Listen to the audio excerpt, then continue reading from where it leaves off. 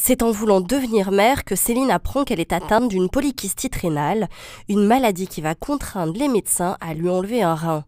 Après 3 mois de dialyse, Céline bénéficie d'une greffe d'honneur vivant.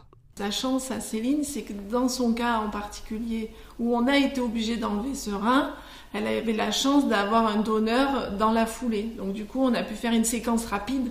Quand vous ne savez pas ce que c'est compliqué d'expliquer à un parent qui est sain en lui disant ben voilà, je vais avoir une dialyse, je dois avoir un rein. Donc il a fallu que je lui explique qu'elle pouvait m'en donner un aussi parce que c'est pas évident d'expliquer.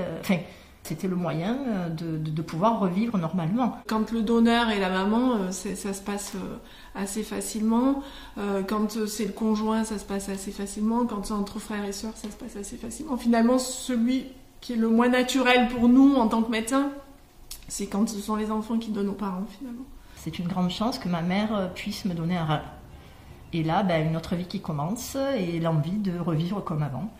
Il y a quelques petites contraintes, et encore, ce n'est pas des contraintes, puisqu'il faut venir, pour ma part, une fois tous les 4 mois à l'hôpital.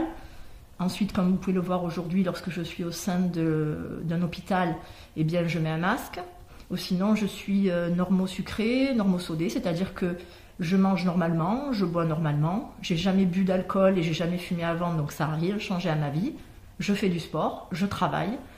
Si on me voit tel que je suis, on ne pense pas que j'ai été greffée ou que je puisse avoir quelque chose de différent de n'importe qui. Depuis l'opération, Céline et Véronique se sont liées d'amitié. On s'est beaucoup vus pendant 6 mois du fait des interventions, des rendez-vous post-opératoires.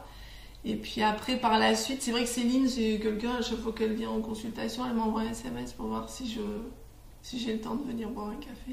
Oui, parce que quand elle parle de consultation, c'est quand je vais en consultation néphro. Ouais. Donc quand je vais en consultation néphro ou quoi, je lui envoie un SMS ou Véro, t'es dispo, et on se retrouve, on boit un coup, on boit un café. Un café. Ouais.